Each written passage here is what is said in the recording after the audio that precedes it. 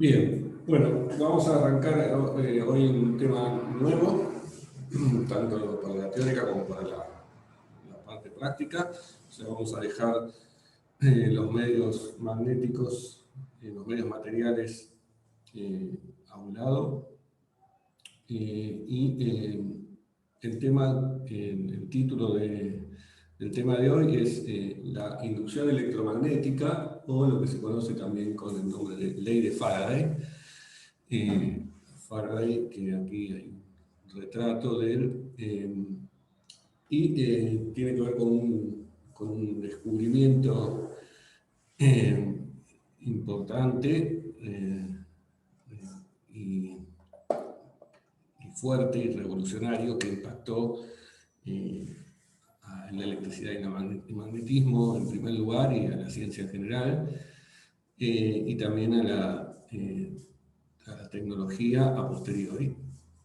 Y la idea es la siguiente. Bueno, habíamos visto cuando empezamos a ver campo magnético que Oersted, allá por 1820, había descubierto que una corriente eléctrica produce un campo magnético, observando cómo se desviaba una brújula, una aguja imantada, ante la presencia de corrientes. Y Faraday, desde ese momento, y durante 10 años más o menos, se preguntó, de experimentación, se preguntó si lo inverso también sería posible. Es decir, que un campo magnético de alguna forma me genere una corriente. Y los experimentos que hizo, bueno, se pueden resumir en las siguientes procedimientos. Él, por ejemplo, lo que hacía era construirse en un alambre cerrado, conductor, una espira, y esa espira, por ejemplo, lo que hacía era acercarla a un lugar donde había un campo magnético y ver si le pasaba algo a la espira, si aparecía alguna corriente en esa espira. La primera observación es que si uno tenía un campo magnético uniforme y constante en el tiempo, y dejaba la espira como está puesta en este esquema, tengo aquí la espira, tengo un campo magnético, no veía ninguna corriente. Pero en la construcción de este experimento, en algún momento tenía que empezar a arrancar la corriente, y ahí sí observaba que aparecía una pequeña corriente en la espira que él había traído, simplemente por el hecho de uno tiene un circuito y en ese circuito lo enciende, por ejemplo a través de una llave. Una llave puede ser cualquier dispositivo que me cierre el circuito, en este caso el circuito que está conectado al solenoide. Y entonces ahí, cuando se establecía la corriente, eso no ocurría en forma instantánea, esa corriente llevaba un cierto tiempo en establecerse. Una vez que se establecía, bueno, y en ese proceso de establecimiento de la corriente, el campo magnético, entonces, que se iba generando por el efecto de la corriente circulando a lo largo de la bobina, hacía ese campo magnético, que ahora variaba en el tiempo. Como resultado de eso, se observaba que aparecía una pequeña corriente que él la llamó corriente inducida por este proceso en la espira que él tenía aquí colocada. Una vez que la corriente esta llegaba a su valor estacionario, esta corriente inducida cesaba, ¿sí? O sea, para sostener esa corriente inducida, de alguna forma, la observación es que algo tenía que variar en el tiempo. Bueno, en el otro momento, en donde se observaba que podía aparecer una corriente sobre la espira que él traía, era en el proceso de traerla. Si uno tenía ya la corriente establecida, estacionaria sobre el solenoide, y venía y traía la espira, esto viene a ser una mano, la mano de Faraday, vengo y traigo la espira y la acerco a esta zona donde ya estaba el campo magnético uniforme, solo el hecho de acercar la espira también me hacía aparecer una pequeña corriente. Bueno, si uno lo piensa de esta forma, también puede decir, bueno, acá también hay algo que cambió en el tiempo. Lo que cambió en el tiempo es la posición de la espira y, digamos, la espira en esta zona que estaba inicialmente observaba un campo magnético nulo realmente, porque sabemos que fuera del solenoide el campo magnético es prácticamente nulo, y cuando lo acerco observo un campo magnético de alguna intensidad. Entonces hay un cambio en el campo magnético que observa esta espira. Eso aparentemente tiene como resultado la aparición de una corriente sobre la espira que estoy observando. Entonces, de las dos formas, lo que veo es alguna variación temporal en el campo magnético observado por la espira, lo que me induce es una corriente. Bueno, esa ley, luego de estudios largos y observaciones, fundamentalmente, pues Faraday era un físico evidentemente experimental. Acá dice en el texto lo mismo que dije hablando. La conclusión fue que lo que aparecía en la espira era una corriente como producto o como si fuese el resultado de una pila inducida, o sea, lo que él llamó una FEM inducida en la pila, y esa FEM inducida, o sea, es como que en la espira, esa FEM inducida, la observación era que era proporcional a la variación del flujo de campo magnético a través de la espira.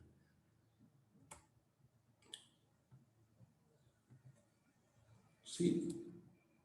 Es decir, la idea que prevaleció fue: traigo la espira aquí, si varía el flujo de campo magnético que atraviesa a esta espira, pensando el flujo de campo magnético como el flujo a través de una superficie apoyada en la espira, por ejemplo, esta es una superficie plana que se apoya en la espira, al variar el flujo, me induce eso, una FEM, una pila, sobre esta espira que yo traje, que me genera esta corriente. ¿Sí? O sea, aparece una FEM que me genera esta corriente.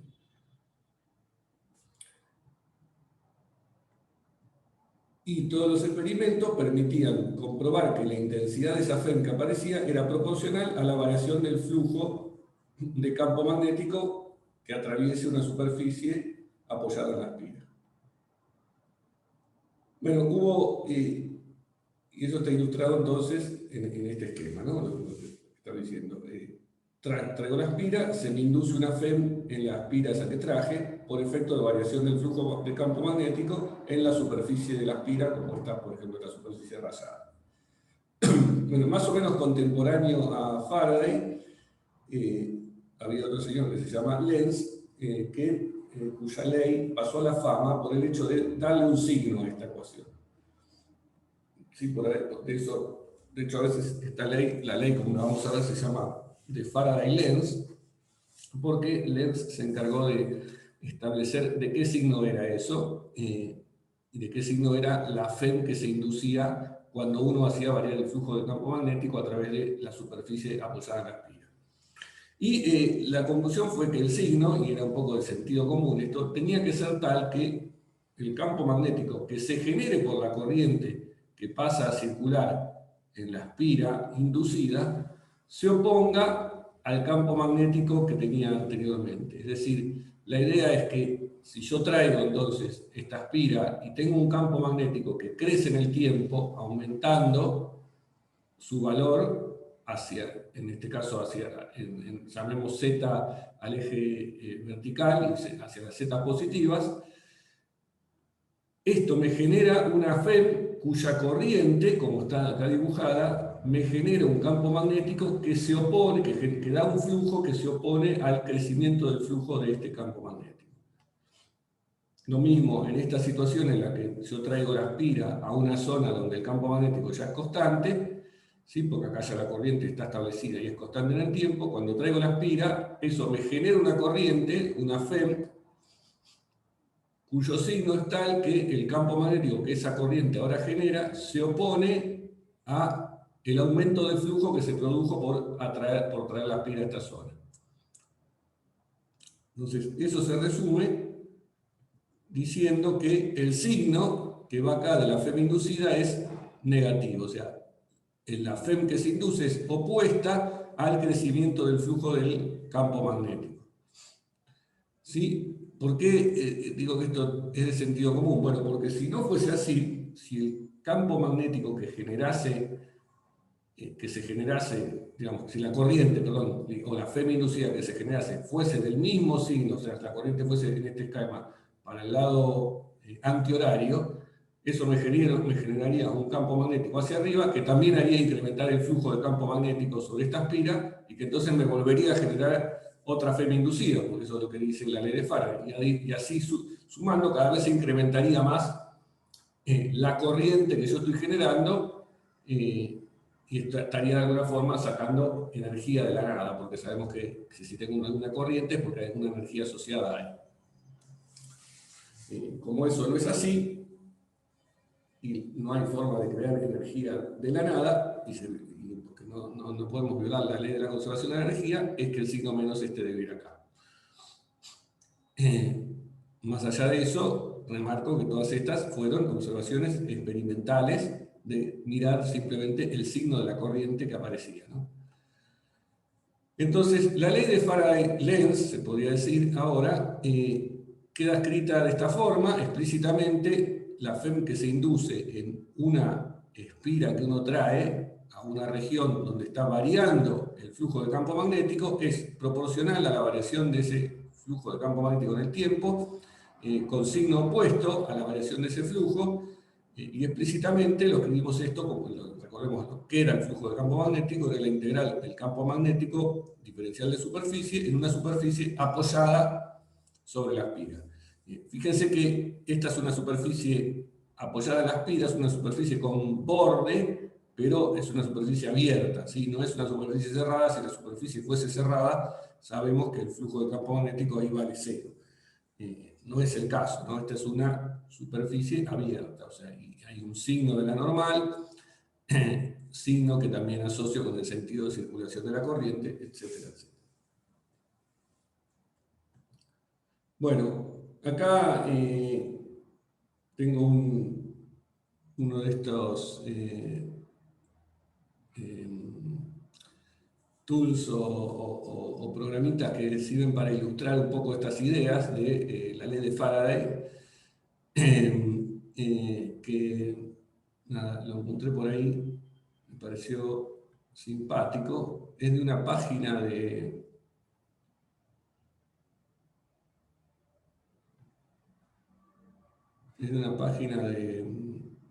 una empresa de luz, como las empresas eléctricas acá, no sé en qué país latino.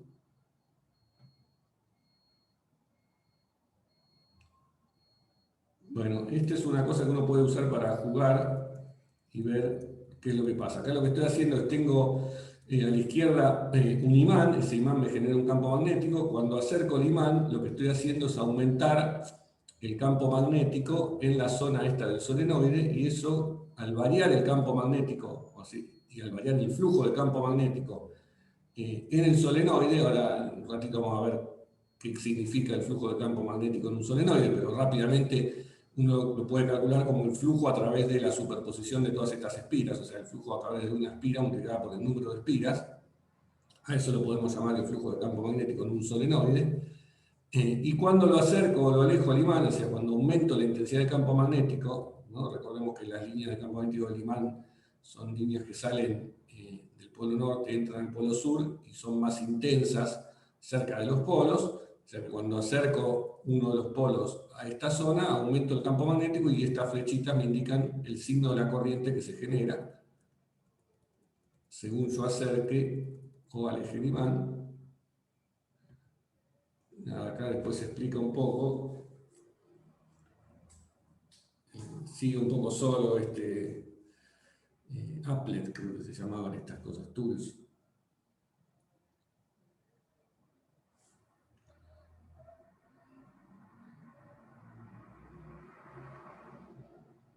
Bueno, nada, ahí explica lo de la ley de Lenz que dijimos antes.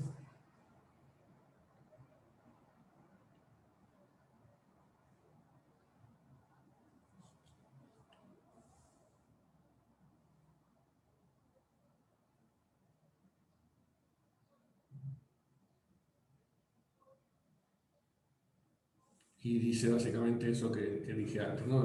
Que la corriente inducida crea un campo magnético que se opone siempre a la variación del campo.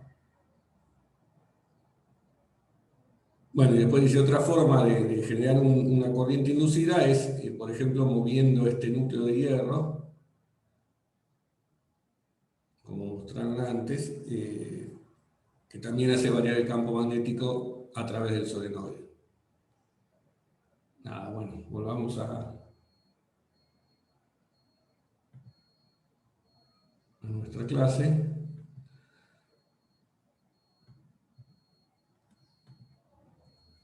Bien, bueno, veamos ahora, o sea, esta ley de Faraday queda establecida entonces como un hecho experimental y nos habla de una FEM inducida en una espira a la que yo traje, relacionada con la integral del campo magnético. O sea, es una ley de tipo integral, si la vemos,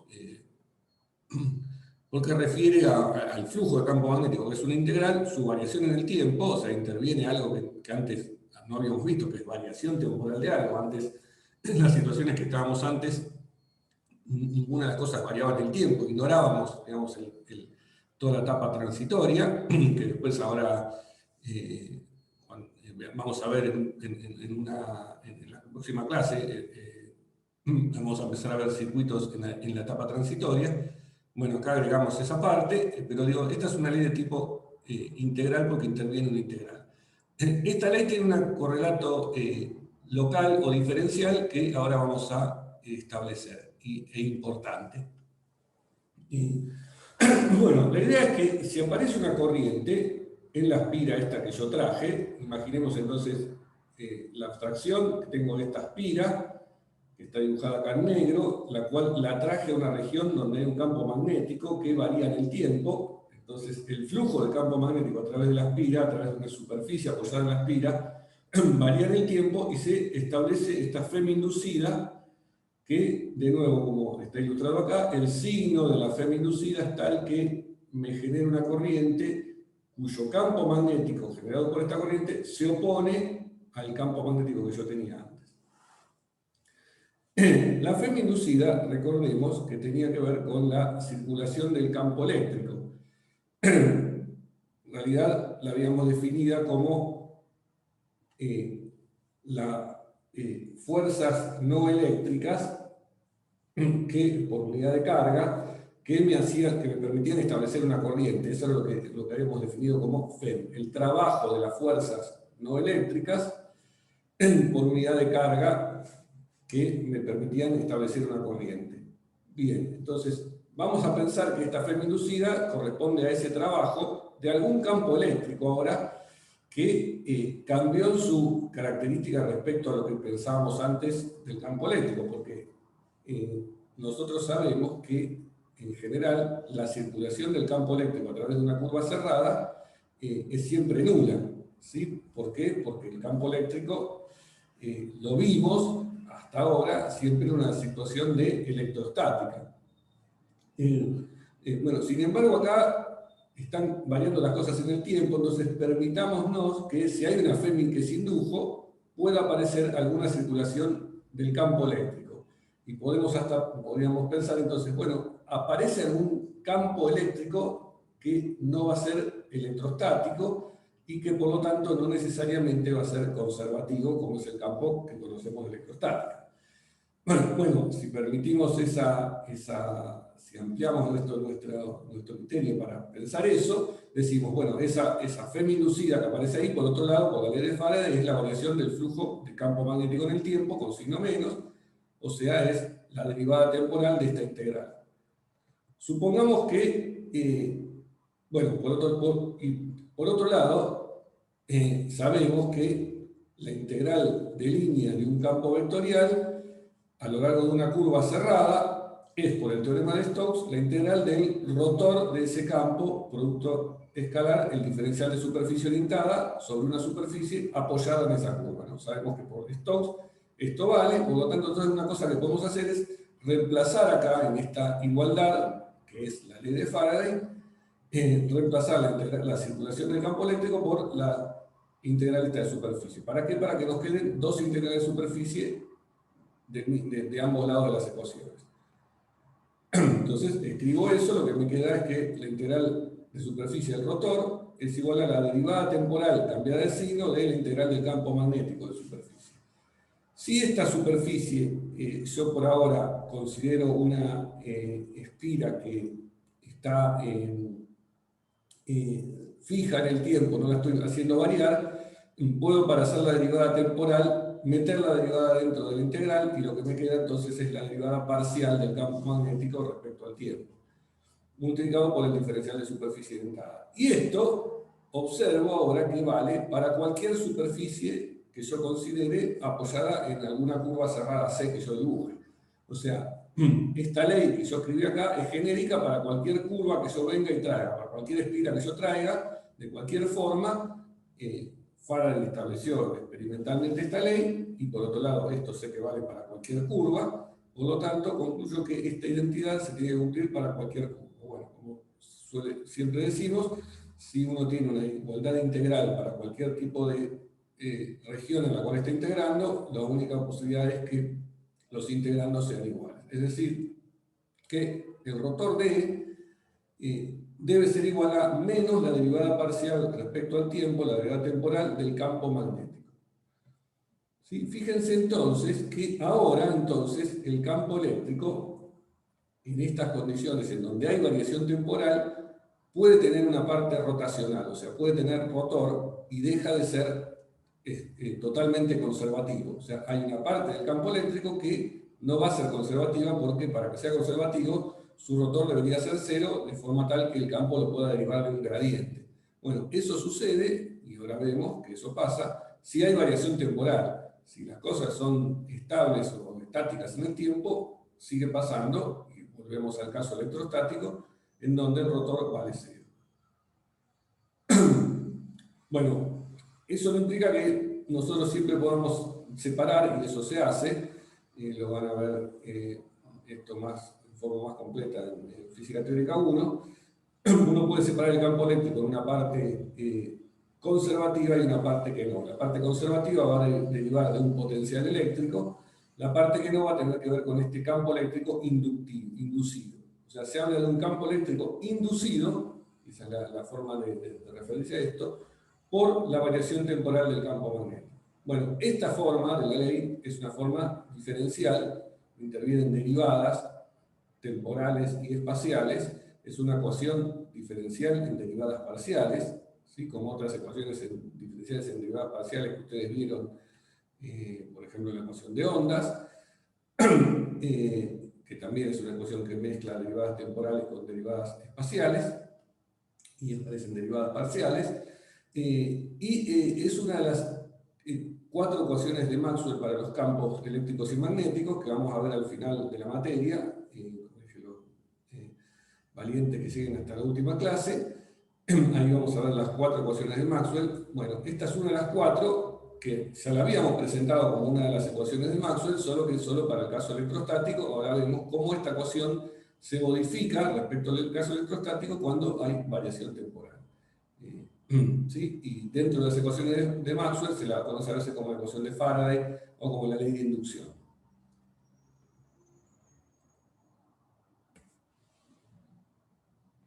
Bueno,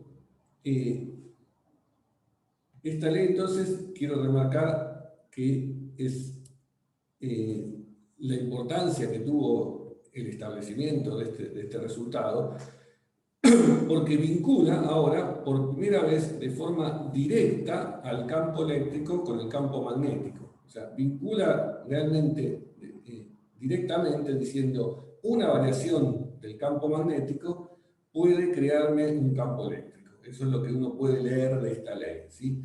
En las ecuaciones que habíamos visto antes de la electrostática y de la magnetostática no estaban directamente vinculados. Si bien sabíamos que el campo magnético se generaba por corrientes eléctricas, que eran cargas en movimiento, pero los campos estaban desacoplados en las ecuaciones que habíamos visto hasta ahora.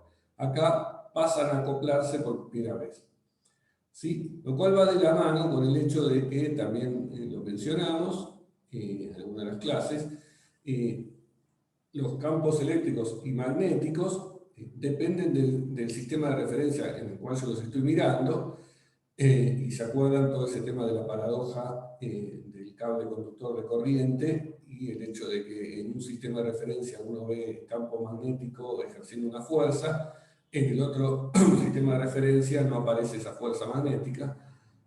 Bueno, todo eso tenía que ver con movimiento de un sistema de referencia respecto a otro, entonces no es casual que cuando uno considere variaciones temporales que tienen que ver con movimientos, aparezca ese vínculo que hay allí, digamos, intrínseco a los campos eléctricos y magnéticos, y que el hecho de que algo tenga campo eléctrico o campo magnético depende del sistema de referencia, está metido también en esta ley. Bien, bueno, me olvidé de contar así la anécdota famosa de Faraday. Faraday, cuando hizo estos experimentos, volvemos a su cuadro, nada, los presentó en alguna reunión así popular, o en un teatro o algo así, donde mostraba y jugaba con estas cosas y observaba corrientes, y claro, así sueltos parecían una cosa anecdótica y curiosa, y de hecho se le acercó a alguien a preguntar. Hay dos versiones de quién se le acercó. En una era una señora de la alta sociedad, en otra era un señor de la alta sociedad. Una es de tono más machista, la versión de la señora, y la versión del señor no. Entonces, y bueno, cualquiera que se acercó se le preguntó a Faraday, bueno, ¿para qué servía eso? ¿No? Porque, qué divertido, porque es esto, pero ¿para qué sirve?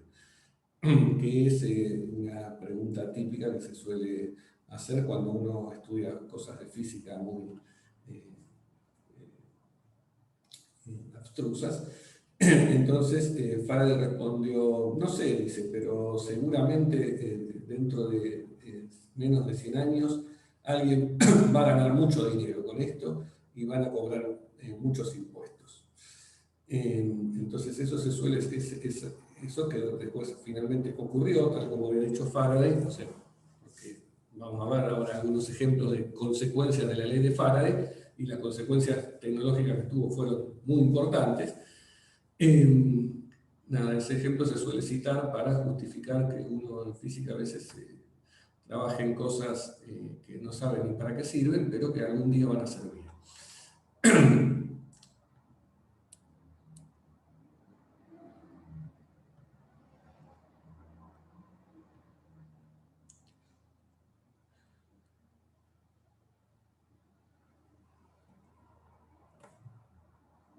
Bueno, veamos ahora un ejemplo. Vamos a ver ahora aplicaciones de la ley de Faraday, digamos, qué consecuencias tiene inmediatas, y algún par de ejemplos de situaciones. Y el primero, canónico, que se suele ver, es este de la espira rotante. ¿De qué se trata esto? Bueno, imaginemos que tenemos una espira, como esta que está dibujada acá, en una región de campo magnético uniforme, y que a esa espira la hago girar, la hago rotar sobre alguno de los ejes algún eje de simetría de la espira. Si la espira es circular, bueno, cualquier eje que atraviesa así la espira, apoyada sobre la espira, es un eje de simetría. Imaginemos que tengo esta espira, entonces supongamos que esta es una espira circular. Estos son los ejes X y Z, y la hago girar alrededor del eje X. O sea, la hago girar de esta forma. Si esta es la normal a la superficie apoyada, una superficie apoyada en la espira, imaginemos la superficie más sencilla que puede ser, que es el plano, la superficie plana apoyada en la espira, como acá está dibujada con estas líneas verdes. Si esta es la normal a esa superficie, bueno, la normal va a ir girando. Sí, va a ir girando y haciendo un movimiento circular, y supongamos que ese giro que hago es un MCU, movimiento circular uniforme, con una frecuencia omega conocida, una frecuencia de giro, de forma tal que el ángulo que va describiendo la normal de la espira con respecto al eje Z, que es la dirección del campo magnético, es un ángulo θ de t que varía en el tiempo, como proporcional a la frecuencia de giro, ¿no? Omega por t, como tiene que pasar en un MCU. O sea, la normal va girando así con un ángulo θ de t igual a omega de t, y la normal y el campo magnético van formando un ángulo. En algunos instantes la normal está alineada con el campo magnético, en algún instante va a estar antialineada y en algún instante va a estar perpendicular. ¿Sí? En este momento de la hoja está así alineada. Bueno, acá hay una animación que la estaban viendo mientras yo hablaba, que muestra eso para el caso de una espira cuadrada, pero es la misma idea. El campo magnético está en verde, la espira va girando, esa flecha negra sería la normal a la espira. ¿Sí? La espira va girando en ese campo magnético. Bueno, ¿qué es lo que pasa? Cuando la espira va girando, la superficie, el flujo, perdón, de campo magnético que atraviesa una superficie apoyada sobre la espira, que puede ser, como dije, la superficie plana, en este caso sería en este dibujo la superficie acá marcada en rojo, el flujo de campo magnético va a ir cambiando en el tiempo. ¿Por qué? Porque cuando la espira esté todo el plano en forma paralela al campo magnético, ahora, cada vez que la espira esté paralela, el flujo de campo magnético a través de la espira, ¿cuánto va a ser ahí?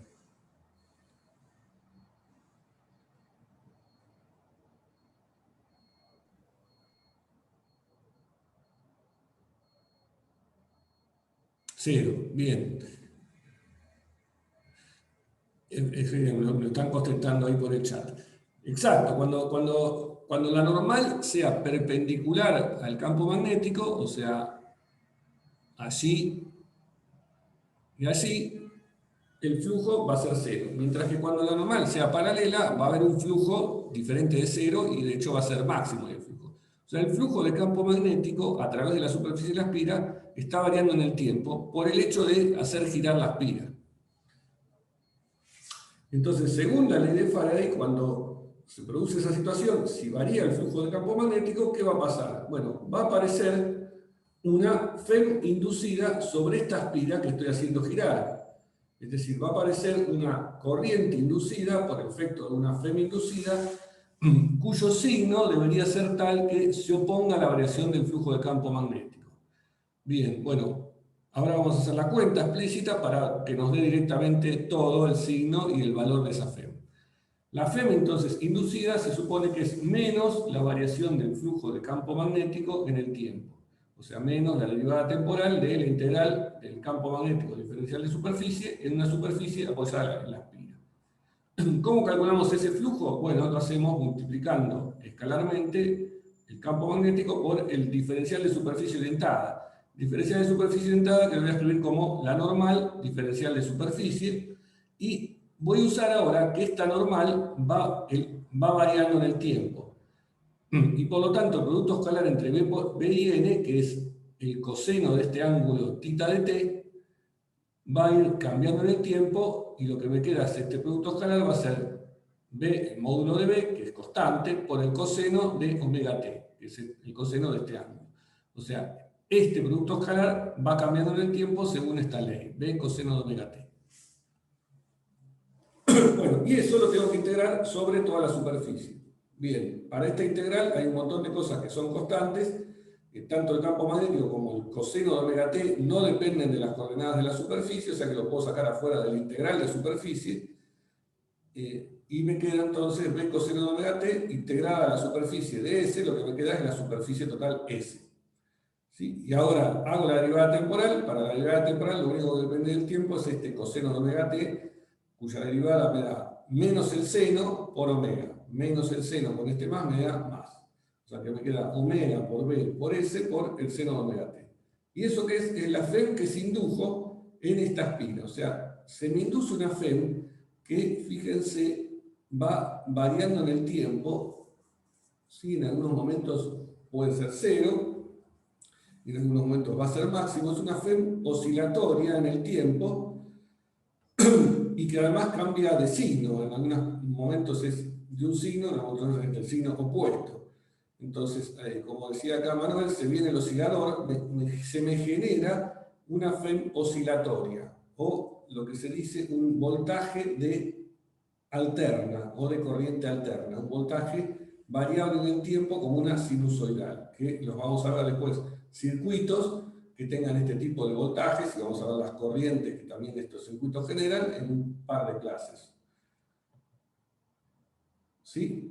Bueno, si yo en vez de tener una sola espira, esto lo había mencionado antes, si lo que tuviese fuese un arrollado de espiras muchas, o una bobina, o sea, si supónganse que en vez de girar una sola espira, hago girar toda una bobina, entonces ahí la variación del flujo de campo magnético es esta que hice para una espira multiplicada por el número de espiras.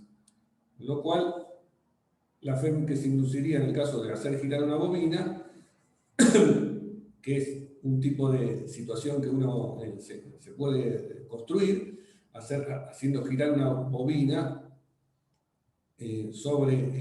alrededor del eje, de alguno de los ejes que atraviesa la bobina. Entonces lo que me queda es el flujo, me queda de esta forma, toda esta constante que está acá, omega por B por N por S, este es el número de espiras, el número de vueltas que tiene la bobina, S es la superficie, la sección, B es el campo magnético uniforme externo que yo pueda tener, y omega es la frecuencia de giro, todo eso lo agrupo en una única constante a 0 por el seno dominante. Fíjense que esta FEM, su intensidad, va a depender fuertemente de la frecuencia de giro de la espira, ¿sí? Cosa que esta situación la vamos a ver frecuentemente en los ejemplos. Cuando las cosas varían más rápido en el tiempo, la ley de Faraday nos dice que las FEMs inducidas son mayores y por lo tanto las corrientes inducidas también van a ser mayores. ¿Sí? La ley de Faraday ya nos decía eso, decía que la FEM inducida es proporcional a la tasa de variación temporal, o sea que cuando la tasa de variación temporal, o sea, la frecuencia, en este caso de giro, es más grande va a ser la FEM que se induce. ¿Sí? También la FEM se aumenta si aumento el campo magnético que tengo externo, y también aumenta si aumento el número de vueltas que tenga la bobina o la sección que tenga la bobina. Bien, podríamos hacer un gráfico para ilustrar este tipo de FEM inducida, que es sinusoidal, graficando el valor de la FEM inducida en función del tiempo y en otro eje el eje temporal. Y lo que nos queda entonces es esta oscilación sinusoidal con crestas y valles, con nodos en donde por algunos instantes la FEM vale 0, y una repetición periódica de esta oscilación con un periodo que sabemos que si la frecuencia de la sinusoidal es omega, esto sería lo que se llama la frecuencia angular,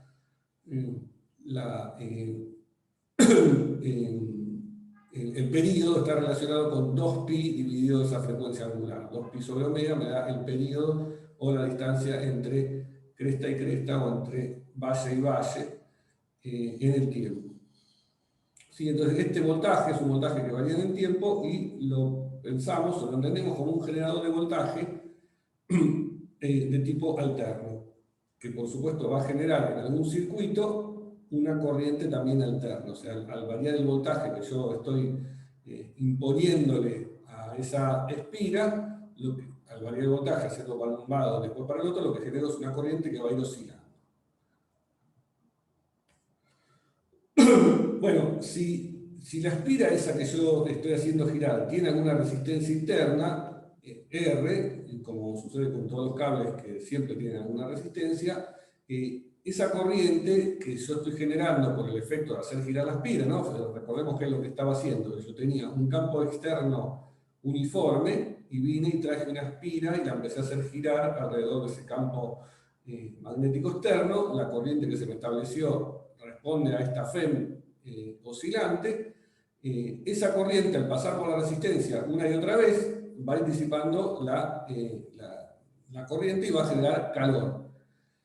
Entonces, lo que podemos pensar desde el punto de vista de energía es que este dispositivo, que acabamos de hacer una cuentita, es un dispositivo que convierte energía mecánica, que es la energía que yo tengo que emplear para hacer girar la espira, ¿sí? Pensemos que para hacer girar la espira tengo alguna manija en algún lado, alguna manivela, que la estoy haciendo dar vueltas, y eso me hace girar la aspira, o sea, eso es energía mecánica, la estoy transformando en corriente eléctrica, que es, sabemos que si hay una corriente hay energía eléctrica, energía asociada con esa corriente, que en última instancia, después, si esa energía la estoy disipando en la resistencia, se convierte en energía térmica, ¿sí? En calor, o energía que puedo utilizar para encender alguna lamparita, por ejemplo, o hacer funcionar algún artefacto eléctrico.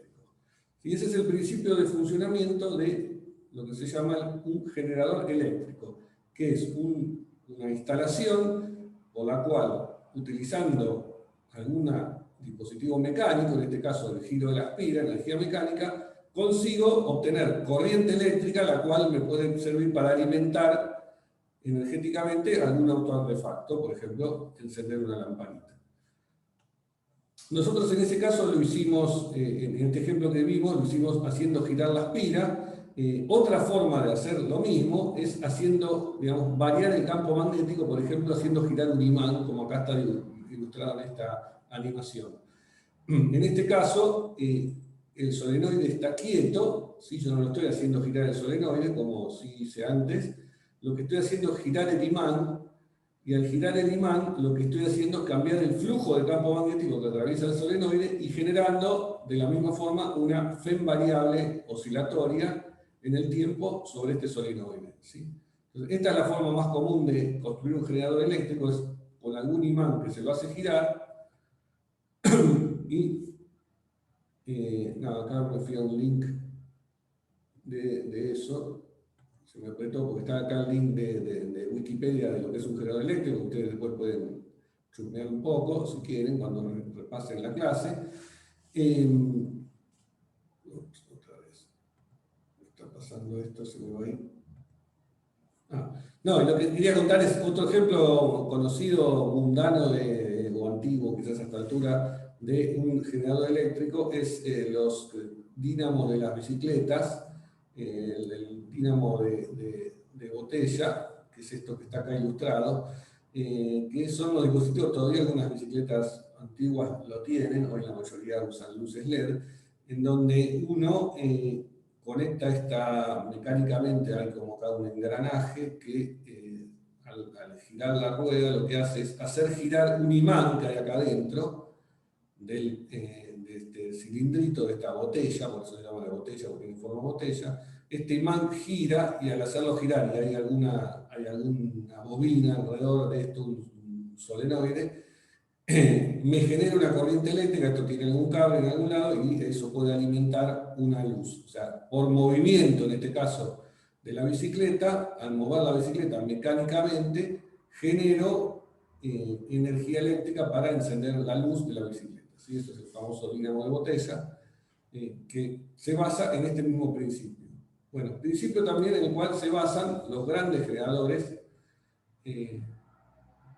eléctricos de las centrales hidroeléctricas, por ejemplo, en donde lo que se utiliza es una entrada de agua y una diferencia de energía potencial gravitatoria en el agua, a la altura del agua, que se le hace entrar por alguna parte de esta instalación.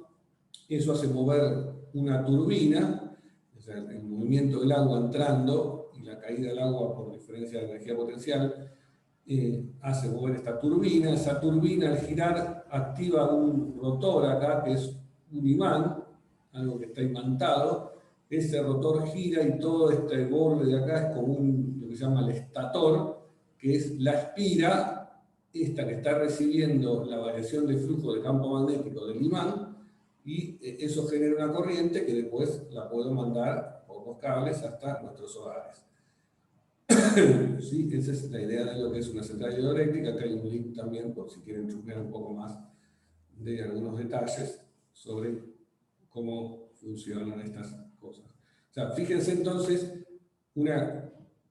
esta consecuencia importante y tecnológica, industrial y productiva que tuvo la ley de Faraday, ¿no? La ley de Faraday, que fue la que utilizamos para hacer la cuentita esta del generador de voltaje por una acción mecánica, lo que nos llevó es al generador de una central hidroeléctrica en la cual, utilizando la fuerza del agua, de un río, consigo generar corriente eléctrica que es la que nos mantiene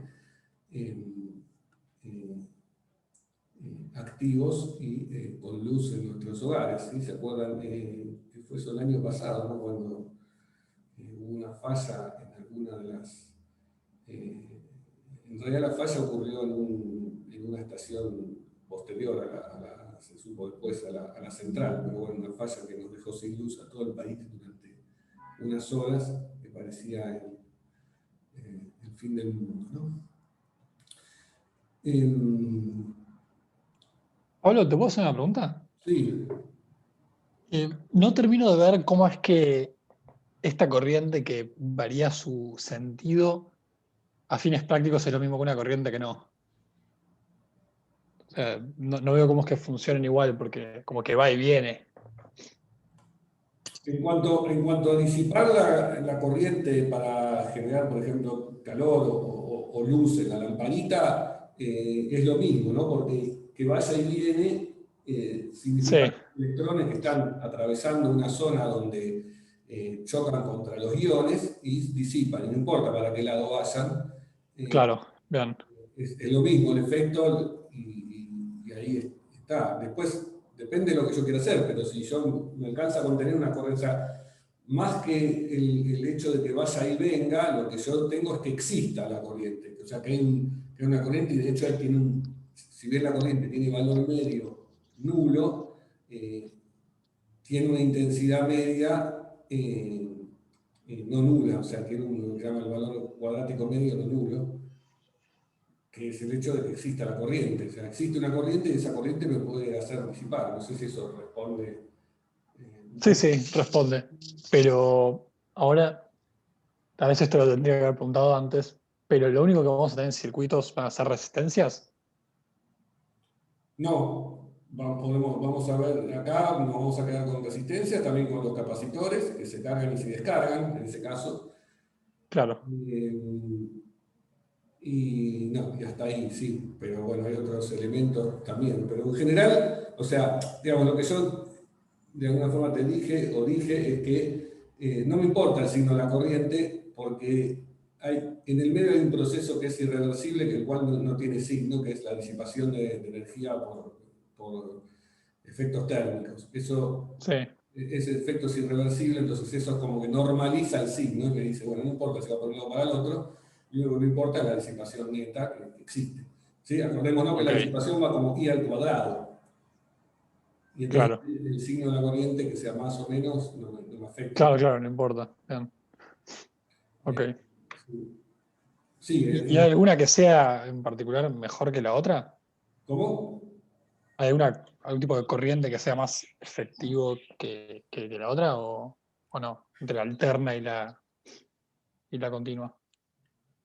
Bueno, sí, eso tiene que ver con esta disputa que tuvo Tesla con Edison. No, lo que permite la corriente alterna y el voltaje alterno es, vamos a verlo eso de alguna forma, aunque sea no en su total profundidad, pero algo que yo quiero siempre contar, esto, que son los transformadores de voltaje. O sea, cuando uno tiene corrientes variables en el tiempo y voltajes variables en el tiempo, puede transformar voltajes de grandes a pequeños y sin pérdida de energía o con pérdida de energía lo más chica posible.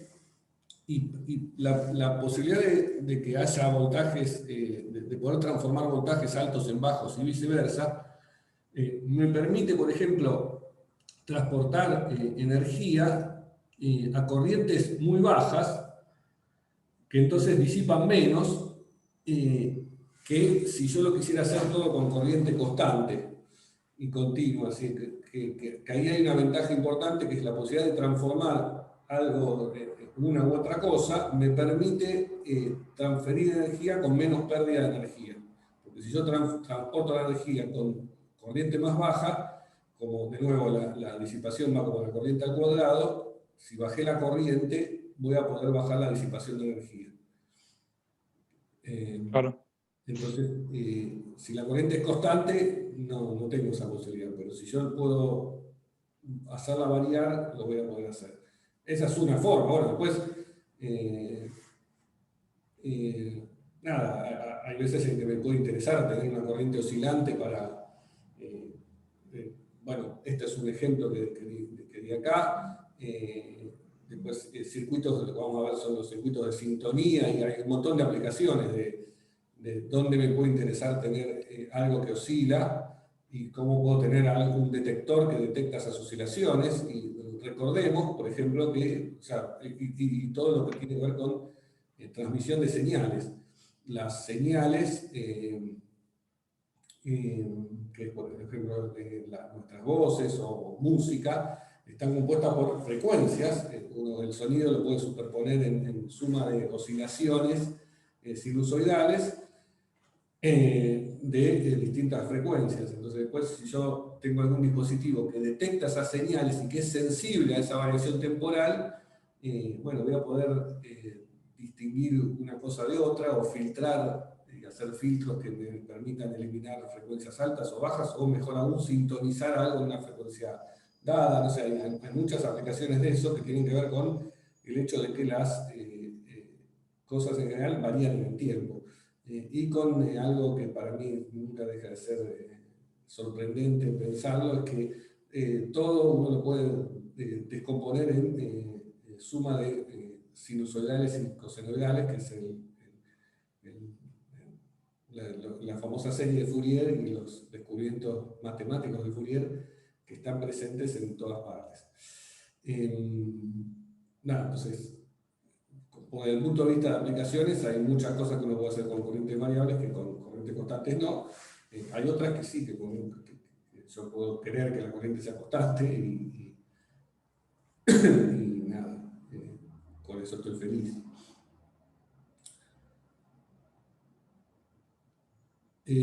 Bueno, entonces lo que vi, esto que acabamos de ver es un ejemplo de cómo con algún movimiento de tipo mecánico generamos corriente eléctrica. Bueno, el proceso inverso también es posible, que es con una corriente eléctrica generar movimiento o energía mecánica. Esa es la idea atrás del motor eléctrico, que es un motor que hace girar algún engranaje. Acá está otra vez el auto Tesla deportivo, que funciona bajo ese principio, y que no casualmente lleva el nombre de Tesla, porque fue Tesla el que se desvivió. Entre una de las cosas que lo motivaron durante toda su vida fue diseñar los mejores motores eléctricos. O sea, la idea de diseñar un motor, algún dispositivo que, utilizando corriente eléctrica, yo pueda generar un movimiento.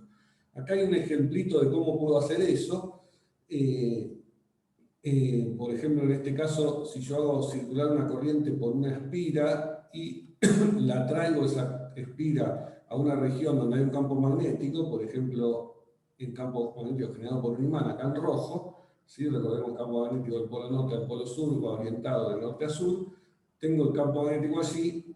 Al haber una corriente sobre esta espira, aparece una fuerza. De este lado aparece una fuerza que va hacia abajo. Si esto hay que hacer I de L, vector B, hacen I, vector B, le dan la fuerza hacia abajo. De este otro lado hacen I, vector B, le dan la fuerza hacia arriba. Estas dos fuerzas producen un torque, y por lo tanto eso me puede generar el movimiento de la espira. O sea, yo vengo, traigo la espira a una región donde tengo campo magnético, y en este caso traigo la espira ya con una corriente, ¿sí? A diferencia del caso anterior, en donde yo traía la espira y no tenía corriente, esta vez sí traigo la espira. O sea, tengo alguna otra cosa que me genera una corriente constante sobre esta espira, y al traerla a una región de campo magnético, por el efecto de esta cupla, la espira empieza a girar. Si empieza a girar, entonces generé, utilizando electricidad, que es la electricidad del circuito que yo tenía y el campo magnético, obtuve movimiento mecánico. Está la idea atrás de esto. Bueno, por supuesto hay que hacer más, estudiarlo un poquito más en detalle esto si uno quisiera, En el libro de Roederer hay bastantes páginas dedicadas a el principio de funcionamiento del motor eléctrico. Yo no lo suelo contar eso. Y esta no va a ser la excepción. Sí, el ejemplo que quiero contar, que me parece divertido, es este del concepto que se llama frenado magnético, o magnetic brake. En este caso, el título es frenado magnético de una espiga. Y vamos a ver de qué estamos hablando con esto. Supongamos que, acá me pregunta Matías, yo me pasé rápido, pero para un motor eléctrico los conceptos de estator y rotor se invierten entonces. O sea, antes el estator y la espiga. Sí, exacto, sí. Sí, sí, o sea, es un poco el inverso de lo que vimos antes.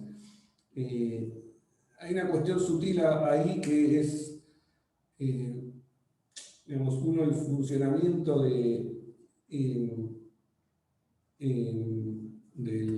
del motor eléctrico, tal como ese ejemplito que yo conté, lo puede entender sin pasar por Faraday, simplemente utilizando la fuerza de Lorentz. La fuerza de Lorentz, que sabemos que la fuerza de Lorentz sobre una carga en movimiento es carga por velocidad, producto vectorial del campo magnético, y para calcular ese torque alcanza con invocar eso y de ahí sacar el movimiento de ese giro de esa espiga. Eso está bien y es consistente con Faraday, y hay una relación intrínseca ahí de consistencia entre la ley de Lorentz y la ley de Faraday.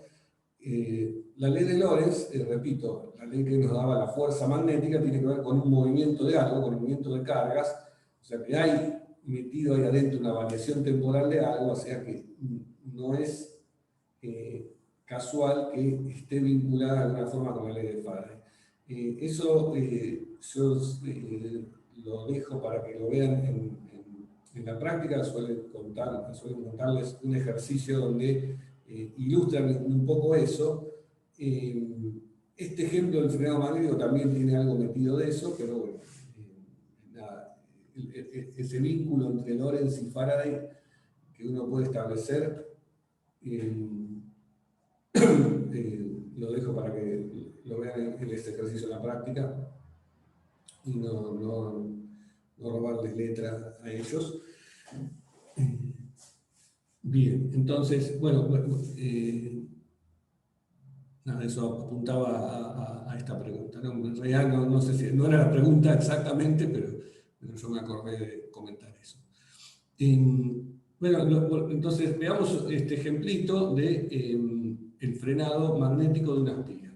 ¿Y a qué me refiero por eso? Bueno, supongamos que yo tengo una región, como acá está indicada, donde tengo un campo magnético uniforme. Toda esta región en amarillo, este cuadrado, el campo magnético está saliendo de la hoja, ¿sí?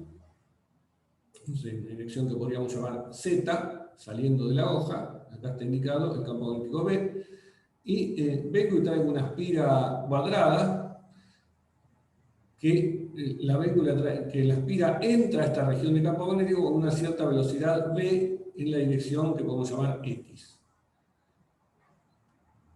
¿Sí? Bueno, ¿qué va a pasar cuando esta espiga ingrese a esta región de campo magnético? Bueno, al ir ingresando, fíjense, y acá está representado eso, va a empezar a aparecer un flujo de campo magnético a través de la superficie apoyada en la espiga. ¿Sí? La espiga hasta ahora no la estoy haciendo girar ni nada, simplemente la estoy moviendo, trasladando con velocidad B. O sea, imaginemos que venía con velocidad B constante y empieza a entrar a esta región donde hay un campo magnético. Entonces aparece un flujo de campo magnético que se va a ir incrementando el flujo de campo magnético a medida que la espiga va ingresando en esta región, ¿sí? Como aparece y como está incrementándose ese flujo de campo magnético, o sea, pasó de ser cero a valer algo y a empezar a aumentar el flujo a través de la superficie, va a aparecer una FEM inducida que me genera entonces una corriente inducida sobre la espiga. La corriente tiene que ser tal, como acá está esquematizado y la corriente está dibujada con esta flecha verde por fuera, pero la corriente es por adentro de la espiga, ¿no? Esta corriente tiene que ser tal que me genere un campo magnético que se oponga a la variación de flujo que tenía. O sea, la corriente tiene que ir en este sentido, como yo dije, como está dibujado acá en verde. ¿Sí? Entonces, calculemos entonces cuánto tiene que valer esa FEM inducida haciendo el cálculo de la variación temporal del flujo de campo magnético. Bueno, para calcular la variación temporal del flujo de campo magnético, lo que tenemos que hacer es la integral sobre la superficie apoyada en la curva C de campo magnético diferencial de superficie. Bueno, nos damos cuenta que esta integral, el campo magnético vale algo distinto de cero en toda la región en donde la espiga está dentro. ¿Cuánto tiene de tamaño esa región? Bueno, eso tiene que ver, está relacionado con la distancia X de traslación de la espiga en esta dirección. Es decir, básicamente, el área en donde el campo magnético es diferente de cero está dada por esta distancia X y supongamos que la espiga es cuadrada y su lado vale A. O sea, este lado vale A, este otro lado vale A, pero la espiga al principio se trasladó a una cierta distancia X. En ese instante que se trasladó a una distancia X, el flujo de campo magnético es X por A por el valor del campo magnético que es constante, que acá estoy explícitamente poniendo que es constante diciendo que es B0. O sea, este B que está acá en el gráfico sería este B0. ¿Sí? Y esto va a ir variando en el tiempo. ¿Por qué va a ir variando en el tiempo? Porque X varía en el tiempo, ¿no? A medida que la espiga va entrando, X va aumentando. Entonces, esto va a tener una variación temporal, no porque varíe B0, no porque varíe A, porque esas dos son cosas fijas, sino porque varía X. O sea, esa derivada temporal, lo que me queda es la derivada temporal de X respecto a T, que no es otra cosa que la velocidad de la espiga. Es decir, que entonces la FEM inducida es menos B0 por A por B. ¿Sí? ¿Se entiende esta cuenta que hice acá? Bueno, si la espiga tiene una cierta resistencia R, como todo cable conductor tiene interno, por la ley de Ohm sabemos que si tengo una FEM inducida, la FEM inducida es igual a la corriente por la resistencia. O la corriente es FEM inducida dividido resistencia. Es decir, va a aparecer una corriente que es esta FEM inducida dividido la resistencia. Entonces, la corriente que aparece es menos B0 por A por B sobre R. ¿Sí? Que comprobamos que genera un campo magnético que va en sentido opuesto al campo magnético original que tenía, según lo que establece la ley de Lenz o Faraday-Lenz. Bueno, el asunto es que cuando aparece esta corriente, fíjense ahora qué pasa sobre esta espiga, como en el caso del motor que estábamos viendo antes, que acabo de ver así rápido, si hay una corriente sobre esta espiga, esto con el campo magnético B me va a generar una fuerza. ¿Sí? ¿Cómo es la fuerza? Que voy a llamar fuerza de frenado. Bueno, para calcular la fuerza lo que tengo que hacer es el producto vectorial entre el elemento de corriente IDL y el campo magnético B que yo tengo de base. O sea, tengo que hacer este producto vectorial integrado sobre toda la espiga. ¿Sí? Porque la corriente que se establece, fíjense que la corriente que se establece es una corriente que se establece en toda la espiga. O sea, es una corriente que aparece, digamos, por esta variación de flujo. Y esta corriente ahora la integro en toda la espiga. Bueno, naturalmente esta integral hay que hacerla. Resulta que sobre las caras laterales se compensa la integral que hay acá arriba con la que hay acá abajo, pero donde no se compensa es en esta parte, en donde solamente uno integra en este borde, porque en el otro, en principio, no hay campo magnético hasta que la espiga no entre completamente. Bueno, hasta que la espiga no entre completamente, la integral entonces tiene que ver solamente con la integral sobre esta arista, y lo que me queda de ese producto vectorial es lo siguiente. Bueno, la corriente dijimos que valía B0 por A por B sobre R, eso lo pongo acá, y integrado eso, el producto escalar, fíjense, y veamos el signo que tiene más. IDL y la corriente apunta hacia abajo, ¿no? Y dl es así.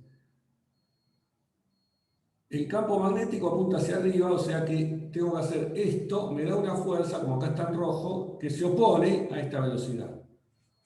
¿Sí? ¿Se ve eso? O sea, IDL apunta hacia abajo, como esta flecha en verde, el campo magnético es el que sale en negro, tengo que hacer I vector B, esa es la cuenta que tengo que hacer acá, eso me da una F que apunta hacia acá. Esto, digamos, calculado sobre toda este borde derecho. ¿Sí? Sobre estas otras caras, fíjense lo que pasa. Tengo que hacer IDL, vector B, ahí me da un vector que va y vector B me da un vector que va hacia allá, y en esta otra que está acá arriba, I vector B me da un vector que va hacia el otro lado. O sea que en estas dos lados se compensa. Y en este no hay nada porque acá no hay campo magnético. Entonces, esta parte no hay nada. Entonces, la integral de toda la fuerza, lo que me queda es solamente esta parte. Y en esta parte, nada, una vez que me di cuenta para dónde va el signo de la fuerza, se lo pongo ahí el signo, le doy un signo menos y AB0X. Si no me doy cuenta de nada de eso, simplemente reemplazo y hago la cuenta de los productos vectoriales, reemplazando acá la corriente, escribo el diferencial L como dl menos dl en I, ¿sí? en inversor, y hacen toda la cuenta y les va a dar esto que está acá. Bueno, el resultado final entonces es que esta fuerza de frenado que aparece es proporcional al campo magnético al cuadrado, proporcional a la arista de la espira al cuadrado, dividido la resistencia que tenga la espira, multiplicado por la velocidad B. ¿Sí? Esta velocidad B me la armé con el módulo de la velocidad que tenía acá de la corriente y el X versor. O sea que esto me queda B como B. Entonces fíjense que esta fuerza es opuesta a la velocidad, es una fuerza de tipo viscoso, como posiblemente hayan visto en física 1, la fuerza, un ejemplo de fuerza viscosa proporcional a la velocidad. O sea, esas fuerzas que son proporcionales y opuestas a la velocidad, como el rozamiento dinámico. Este es un tipo de fuerza así. Y lo que me hace entonces es frenar a la espira. ¿Sí? Si yo resuelvo la ecuación de movimiento de la espira, al entrar en la región esta, lo que me va a dar es un frenado exponencial aparte. O sea, un frenado que exponencialmente en el tiempo se frena en una escala temporal dada por este factor que está acá. Sí, este es el concepto de freno magnético, de un frenado magnético, mezclando conceptos de mecánico, que es el movimiento mecánico de la espira, con el efecto de la ley de Faraday por la variación del flujo de campo magnético a través de esa espira.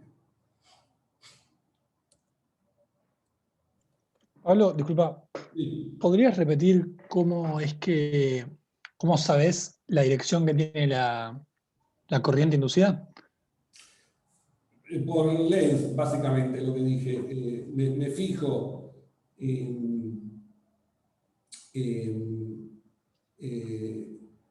me fijo cómo varía el flujo de campo magnético. Si el flujo de campo magnético está aumentando a medida que yo ingreso la espira, o básicamente la corriente que se genera por inducción tiene que ser un campo magnético que se opone al que estaba.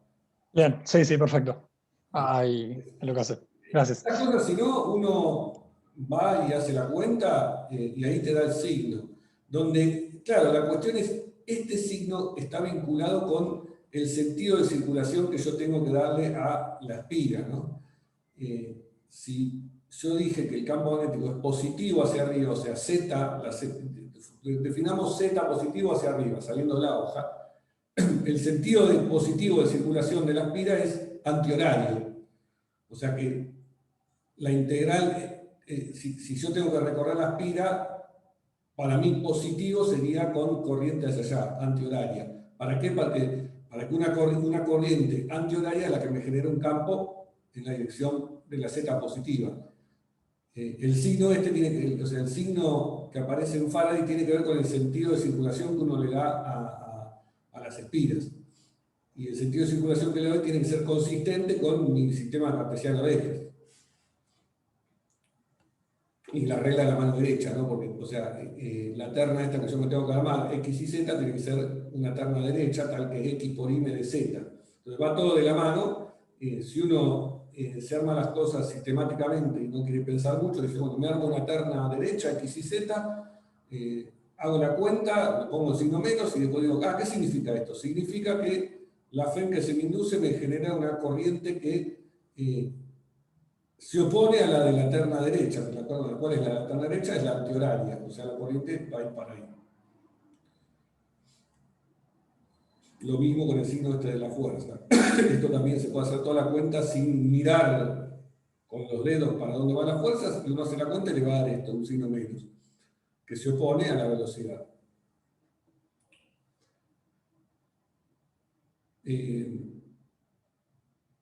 Bien. Bueno, esto se puede usar tecnológicamente, este tipo de frenos magnéticos. Y también aparece, hace unas semanas escuché en una charla buenísima algo sobre el estudio de los exoplanetas, el descubrimiento.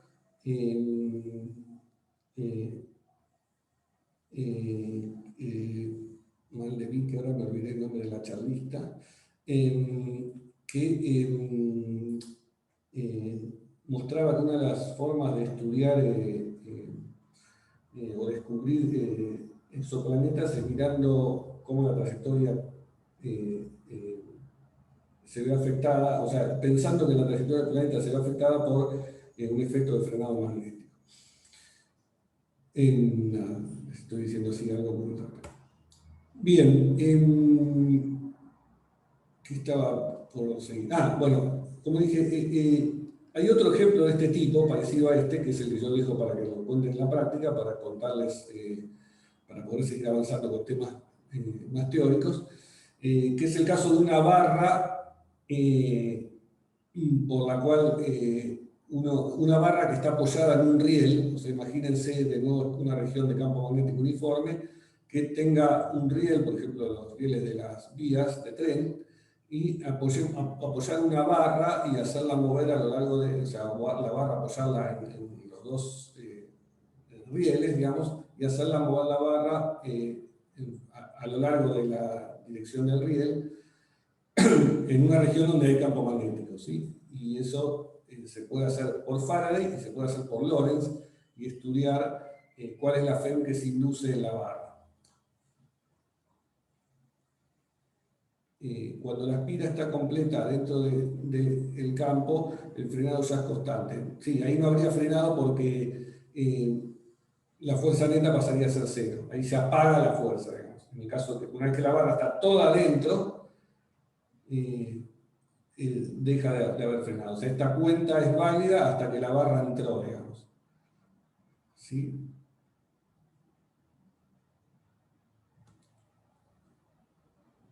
Porque eso, interviene el hecho de que la barra esté toda adentro o no esté toda adentro, aunque yo descarté la integral sobre este lado lateral, ¿no? Sobre este lado yo no calculé ninguna integral porque ahí no hay campo magnético, pero si lo hay, me va a dar justo opuesto a este y se me cancela.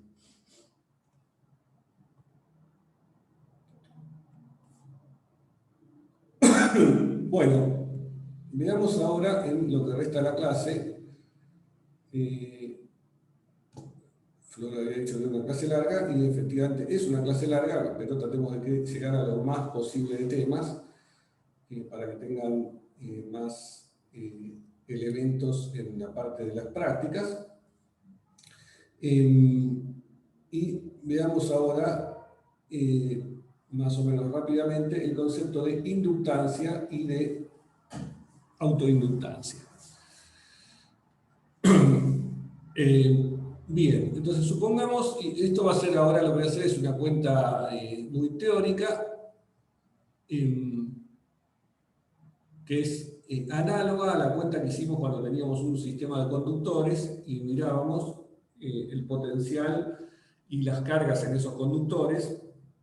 Bueno, ahora vamos a hacer lo mismo con una cosa parecida, digamos, argumentos parecidos, cuando tengamos un grupo, supongamos que tenemos un grupo de n espiras, que llamamos C sub k, con corrientes I sub k en cada una de las espiras. K es el nombre de una espira genérica, y B sub K el campo que genera esa corriente en esa espira. Sí, tengo n espiras, de K desde 1 igual a n. Bueno, supongamos que agarro una espira J de ese grupo de espiras y calculo el flujo del campo magnético en esa espira J debido a la espira K, o sea, el flujo del campo magnético de la espira K a través de una superficie en la espira J. ¿Sí? A esa cantidad la voy a llamar phi sub JK, o sea, es el flujo del campo magnético generado por la espira K en la espira J. ¿Cómo lo calculamos eso? Bueno, integrando el campo magnético de la espira K a través de una superficie S apoyada en la espira J, o sea, S de C sub J, eso es lo que llamo phi sub JK. ¿Está bien? Es un nombre que yo hago y lo puedo hacer para cualquier par de espiras JK. ¿Está bien? Bueno, voy a usar, mi objetivo va a ser vincular estos flujos, que yo puedo calcular para cualquier par de espiras, con las corrientes en las espiras. ¿Sí? De la misma forma o análogamente a lo que hicimos en su momento, que vinculábamos los potenciales en los conductores con las cargas en cada uno de los conductores, bueno, ahora ese vínculo lo vamos a establecer entre flujos magnéticos y corrientes. Eso es lo que queremos lograr.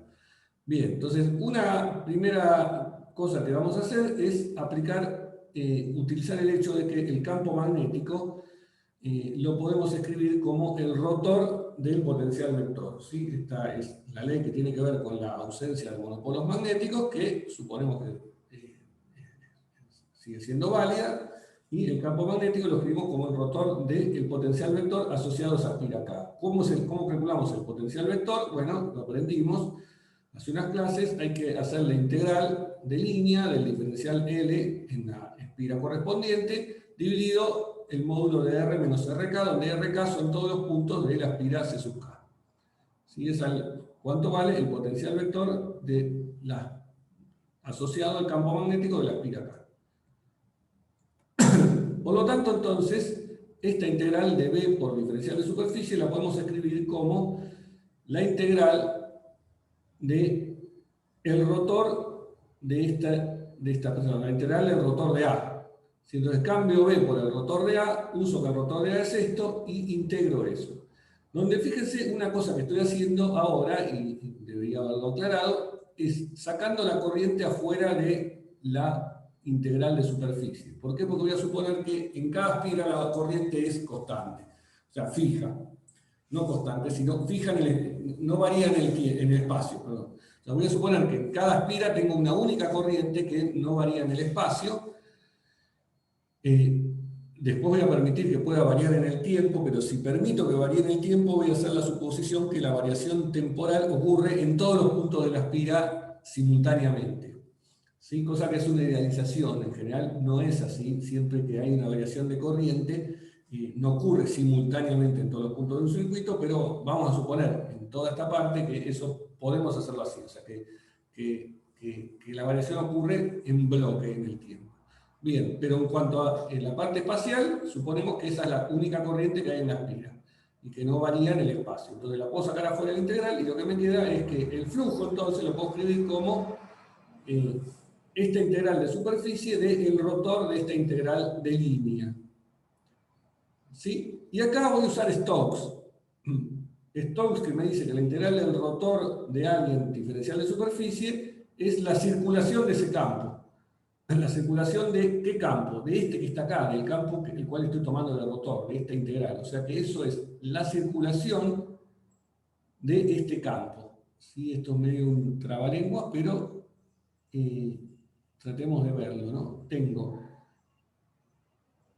Este es el rotor de A, es el rotor de esta integral, y ahora digo, el rotor de esto, la integral del rotor de esto, y la integral de esto, o sea, de esto, diferencial de línea en una línea que es la que corresponde a la curva cerrada en la cual está apoyada esta superficie, o sea, la integral de C sub J, diferencial de línea. ¿Sí? Esto es Stokes aplicado a este campo vectorial. donde me quedan dos integrales de línea que las junto de esta forma compacta, diciendo que el flujo entonces es la corriente y su capa, la constante magnética capa, y esta doble integral de línea de LJ de LK dividido RJ menos RK. Entonces lo que acá hice fue, como la corriente esta que tenía acá multiplicando, la pasé dividiendo y me quedó phi sobre i, es esta integral doble de línea.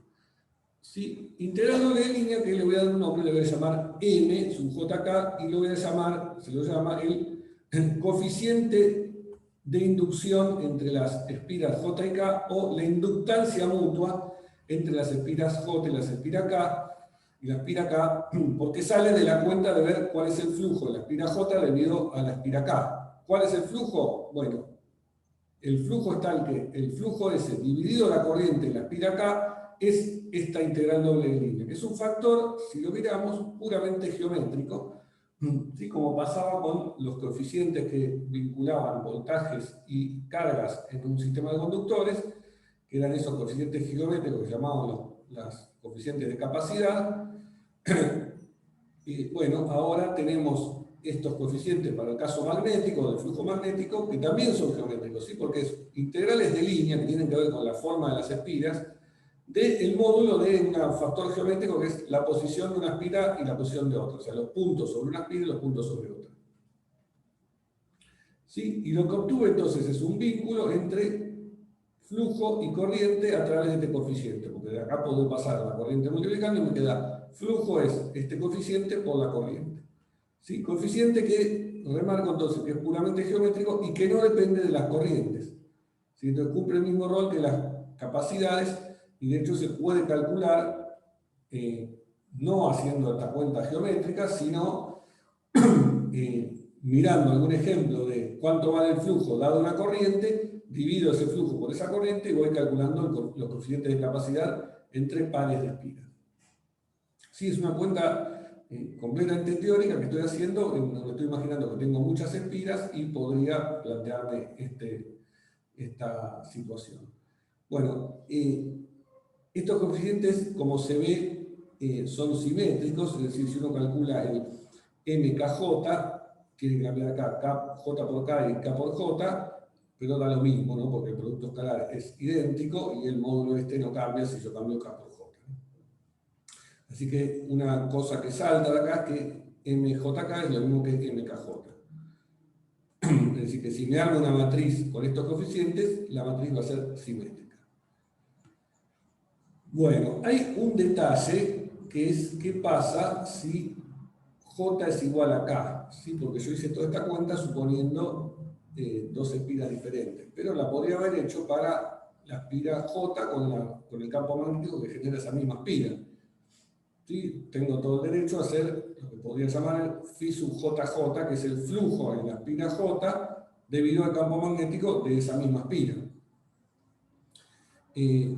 Bien, si yo sigo toda esta cuenta que está acá, el problema es que en el cálculo o la expresión que me quedó para este coeficiente, si J es igual a K, acá me va a quedar un 0 y me va a dar infinitos. En realidad estos puntos representan, si vemos de dónde salieron de pasar acá, de hacer la integral esta de línea, sobre todo los puntos de la espira K, y después de otra integral de línea en donde aparecieron todos los puntos de la espira J. Bueno, entonces en todos los puntos de la espira J y la espira K va a haber situaciones en donde, si se trata de la misma espira, esto da 0. O sea, va a dar 0 en todos los puntos alrededor de la espira y no va. Bueno, la cosa es que no es que cuando tengo la espira en sí misma y quiero calcular el flujo de la espira debido al campo magnético en sí mismo me da infinito, sino que la cuenta, el relacionamiento que hice acá no es válido porque hay un campo que deja de ser continuo y eso de lo cual nunca le prestamos atención cuando aplicamos Stokes así livianamente como lo hago yo. Acá hay que tener cuidado porque cuando aplican Stokes, en este caso, acá, si usamos la misma espira, o sea, los puntos que corresponden son los de la misma espira, integrando este campo vectorial en un montón de puntos en donde da infinito, y entonces no puedo aplicar Stokes. Entonces, ¿qué hago? Bueno, lo que hago es no aplicar Stokes y quedarme en esta parte de la cuenta. Supongamos entonces que quiero calcular el flujo de campo magnético de la espira J debido al mismo campo magnético de la espira J, tendría que hacer esta cuenta. Lo reemplazo acá, uso Biot-Savart para calcular, escribir el campo magnético sobre la espira J, utilizando la expresión de Biot-Savart que me dice que ese campo magnético está dado por esta integral de línea, ¿sí? Y a esta integral la llamo, y todo este factor geométrico que me aparece acá, lo voy a llamar el M sub JJ. O sea, también me queda un factor geométrico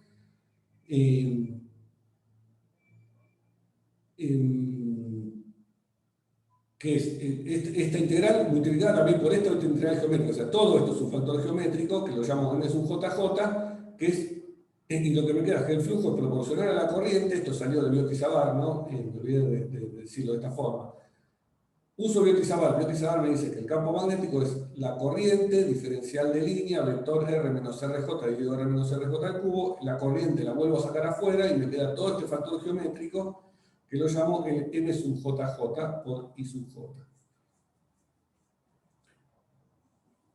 Bien, entonces cuando se trata de la espira, el campo magnético generado por la espira misma, no puedo aplicar lo que dije antes, pero sin embargo sí puedo escribir el flujo como un factor proporcional a la corriente, y ese factor es puramente geométrico.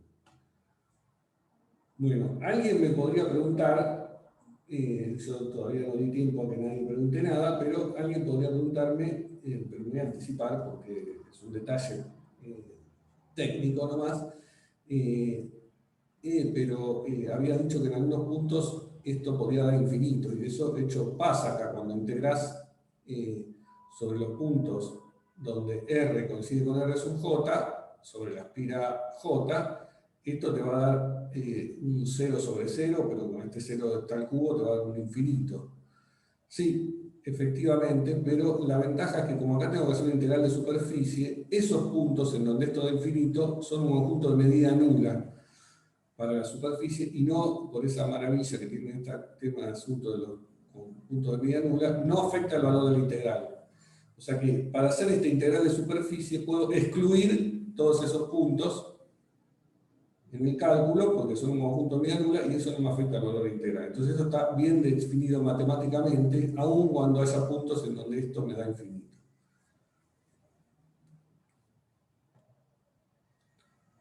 Bien. Bueno, a ese coeficiente, entonces, entonces todos los coeficientes están bien definidos. Los que la espira J y la espira K son diferentes, son estos. Los que cuando K es igual a J, el coeficiente M es un JJ, lo puedo construir así, esta es la expresión que sería, y me vincula el flujo de la espira J debido a sí misma con la corriente en esa misma espira. A esa cantidad, cuando es J es igual a K, se usa la letra L y se lo llama el coeficiente de autoinductancia o la autoinductancia a secas.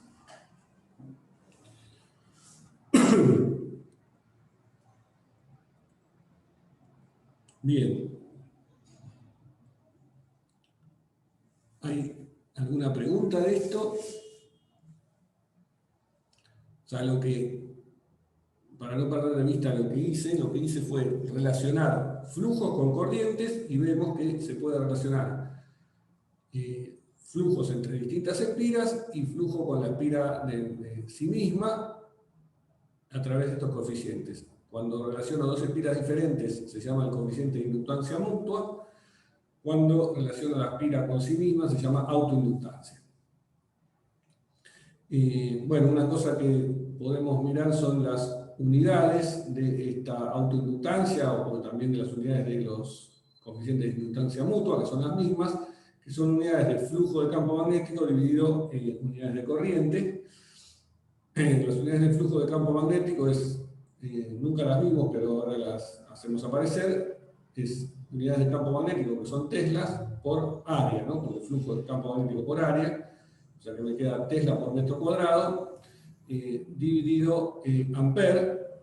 Esa unidad tiene un nombre, es una unidad derivada entonces en el sistema internacional, porque él utiliza otras unidades ya que teníamos, el Tesla y el ampere, y se le llama Henry, se usa la letra H, es el valor que se usa para las autoinductancias,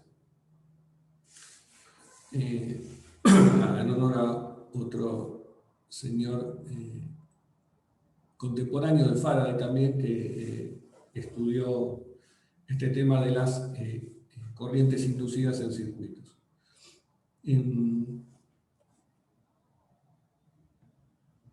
Bueno, entonces, si ahora consideramos o queremos calcular el flujo total en la espira J debido a todas las otras, a los campos de todas las espiras, lo que podemos escribir es que el flujo total es la suma sobre todos los valores de K, de phi sub JK, incluyendo el flujo de la espira misma, del campo magnético de la espira misma, y escribimos ahora el phi sub JK como MJK por IK, usando la construcción de estos M, de estos coeficientes de inductancia, incluyendo también acá el de autoinductancia, ¿no? O sea, en resumen, digo, escribo el flujo total en la espira J, la suma de estos coeficientes por las corrientes en cada una de las espiras. Que entonces ahora lo que obtenemos es una relación lineal entre flujos totales en cada una de las espiras y corrientes en cada una de las espiras, ¿sí? Similar a lo que ocurría cuando establecíamos la relación entre el voltaje en cada uno de los conductores, ¿sí? Recordemos que los voltajes eran fijos en cada conductor, a través de los coeficientes de capacidad con las cargas en cada uno de los conductores. Bueno, acá establecemos esa relación entre los flujos y las corrientes, ¿sí? De la misma forma que vimos antes, uno podría armarse un vector de flujos en las espiras, un vector de corrientes, y esos dos vectores están relacionados con una matriz de inductancias, que es esta matriz M, cuyos elementos de la diagonal es una matriz que es simétrica, ¿sí? Porque como acabamos de ver, MJK es igual a MKJ, y además a lo largo de la diagonal los elementos de esa matriz son los L sub J, los coeficientes de autoinductancia. ¿Sí? Ese análogo pudimos llegar a construirlo. Bien, supongamos ahora que alguien se podrá preguntar, bueno, hasta ahora esta cuenta la podrías haber hecho cuando vimos campo magnético y definimos campo magnético porque es lo único que usamos, que es el campo magnético, básicamente. Y en la primera parte esta acá usamos algo del potencial vector, pero todo esto lo podemos haber visto en una clase anterior. Sí, efectivamente, podríamos. Ahora lo voy a vincular con Faraday y es ahí donde cobra interés este asunto de relacionar flujo con corrientes, porque sabemos que al variar los flujos en el tiempo, puedo establecer corrientes inducidas. Entonces, Faraday me dice que si por alguna razón varía el flujo de campo magnético en alguna de las espiras, eso me va a hacer inducir una FEM en la espira correspondiente. Entonces, la FEM inducida va a tener que ver con la variación temporal de esto. Bueno, supongamos que estamos en la situación en donde yo las espiras las dejo quietas, no varío la geometría de forma tal que estos coeficientes M, que vimos que dependen pura y exclusivamente de la geometría, ya estaban definidos, los dejo, son fijos en el tiempo, porque no varío la geometría en el tiempo. Entonces, no estoy en la situación del ejemplo que vimos antes, en donde la espira está rotando, sino que ahora me restrinjo a una situación en donde las espiras están quietas, o los solenoides estén quietos.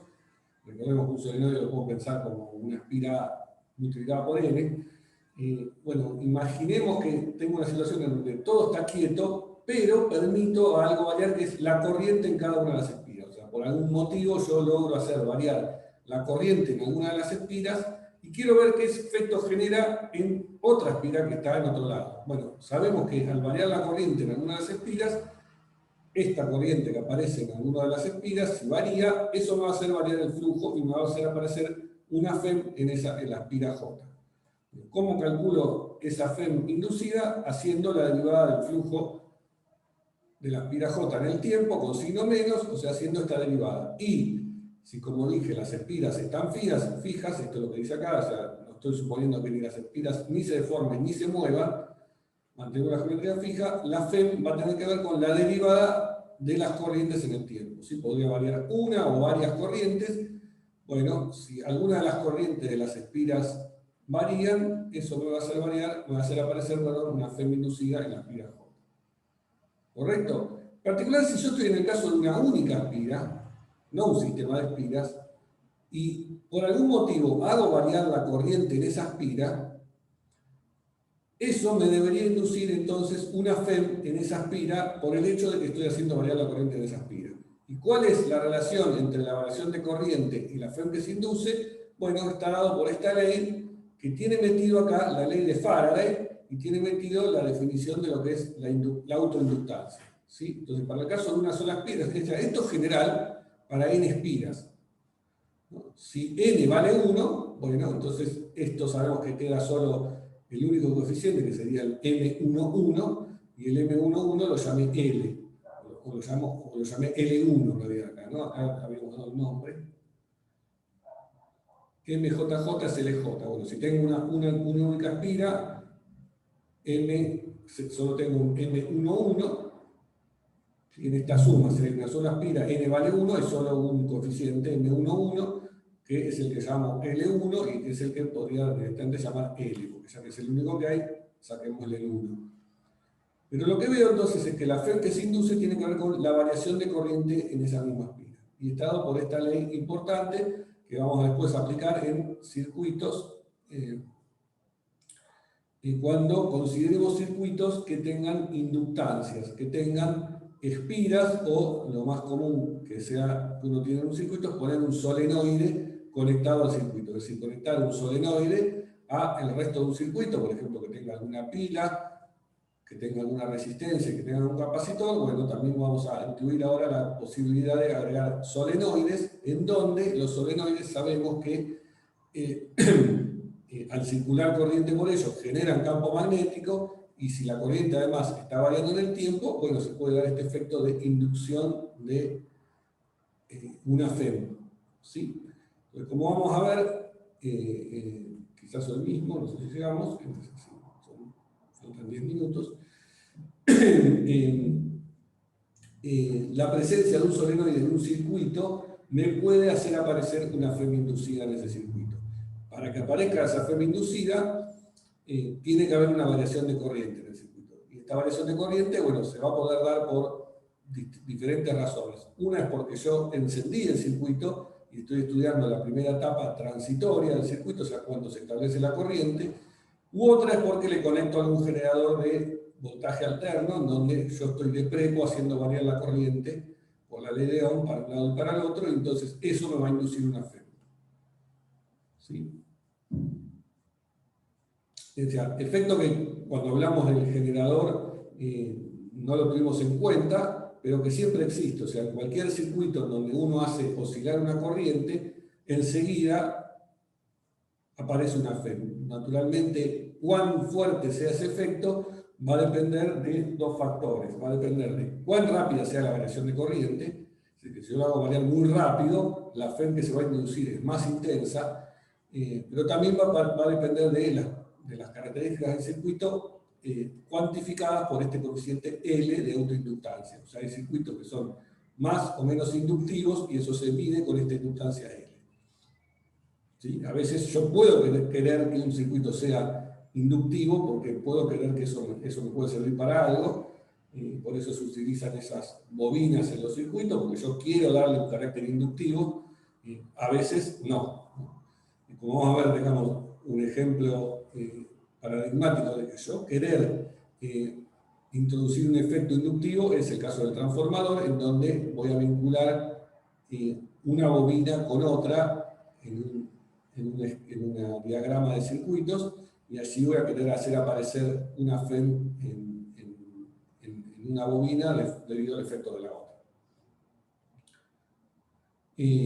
Bueno, ya que hablamos tanto y todo el tiempo estoy hablando de estas bobinas, calculemos como un ejemplo cuánto vale la autoinductancia o la inductancia a secas de un solenoide.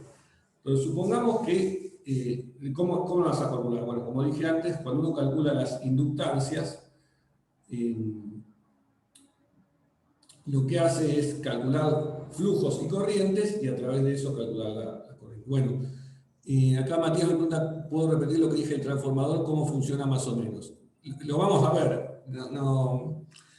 Lo mencioné, digamos, como un ejemplo de por qué a mí me puede interesar en un circuito tener este efecto inductivo, ¿no? Digamos, uno ve que esto sale de esta cuenta y dice, bueno, esto se lo puedo pensar como algo que es malo, bueno, no sé.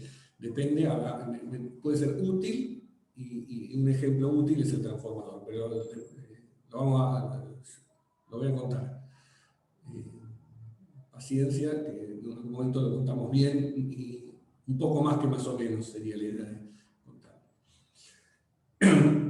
Pero para eso tenemos que ir de a poquito y ver otras cosas. Bueno,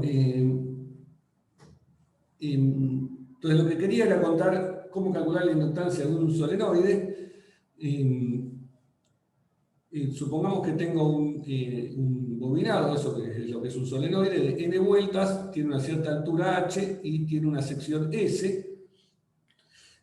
Sabemos, lo vimos, tanto en las teóricas como en las prácticas en más detalle, que aparece un campo magnético en el interior de ese solenoide, a lo largo del eje del solenoide, y ese campo magnético tiene que ver justamente con el número de vueltas que tiene y con la corriente que circule por el solenoide. El campo magnético es μ0, la permeabilidad magnética al vacío. Si estoy en vacío, si tengo un núcleo de hierro, esto va a cambiar por el valor μ, pero supongamos que estoy en vacío, es esto, ¿no? Esta cuenta. Donde acá usé h la altura, creo que en el ejemplo que yo había antes usé L, pero es lo mismo, ¿no? La altura del solenoide, y n sobre h es la densidad de líneas.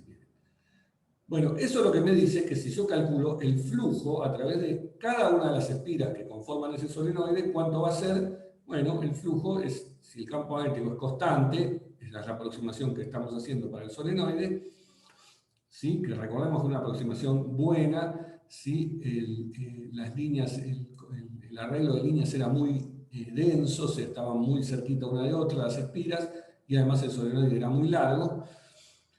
Entonces ahí podía hacer esta aproximación de que el campo era uniforme. El flujo, entonces, si el campo es uniforme, es campo por área, o sea, B por S es μ0 por N por I sobre H por S. Pero ese sería el flujo en una de las espiras del solenoide, ¿sí? Porque estoy haciendo el campo magnético por la superficie de esa espira. Entonces, si tengo N espiras, el flujo total a través del solenoide va a ser multiplicar ese flujo por N. Como ya había un n acá que venía del campo magnético, me salta un n al cuadrado. O sea que el flujo, el flujo total a través del solenoide es esta presión que está acá, μ0 n cuadrado sobre h y por s. De ahí puedo despejar cuánto vale la inductancia. ¿Por qué? Porque lo que yo había aprendido era que flujo era inductancia por corriente. Bueno, todo lo que está multiplicando la corriente, entonces, va a ser la inductancia. La inductancia es entonces flujo sobre corriente, o sea que es este factor, que confirmamos que es un factor geométrico. ¿Sí? ¿Por qué? ¿De qué depende?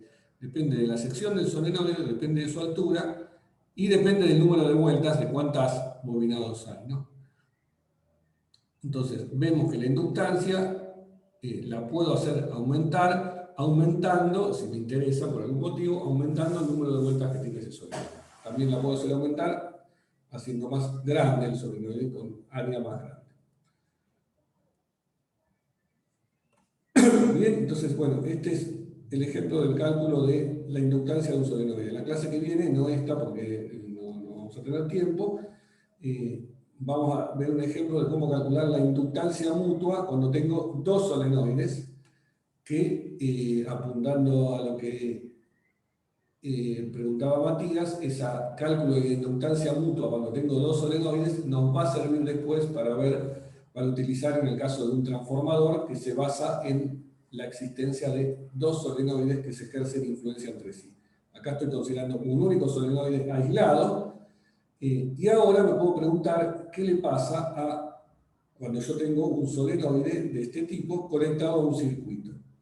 ¿sí? Lo que empecé a mencionar antes. Ahora veamos un poquito más, si podemos hacer alguna cuentita más en este rato que nos queda, de cómo interviene un solenoide cuando yo lo conecto a un circuito.